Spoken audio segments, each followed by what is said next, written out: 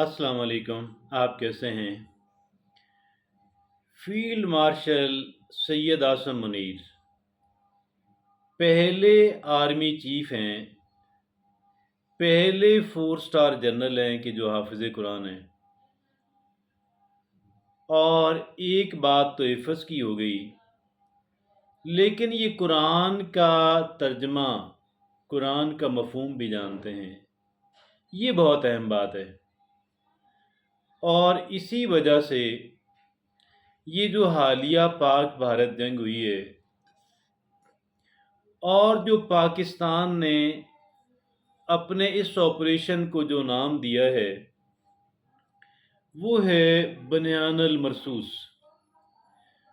और बनियानुल मरसूस के जो अल्फाज हैं ये कुरान करीम से लिए गए और इसका मतलब है सीसा पलाई हुई दीवार, मतलब एक बड़ा ही strong defence, that is called सीसा पलाई हुई दीवार।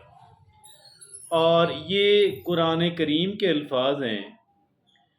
अब जो 10 मई का दिन था, जिस रोज़ पाकिस्तान ने ऑपरेशन बनियानुल मरसूस किया, उस रोज़ सैयद आसम मुनीर ने ऐसा कौन सा अमल किया, कोई ख़ास रूहानी अमल किया?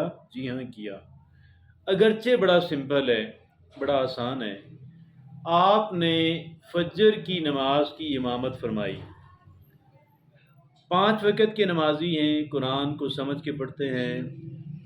उस रोज़ आपने, वरना रोज़ाना इमामत तो नहीं करते फजर की नमाज, फजर की नमाज पढ़ाई और उस नमाज के अंदर आपने सूरह सफ़ तिलावत की। और सूरह सफ़ जो है वही बनियानुल मरसूस के बारे में है।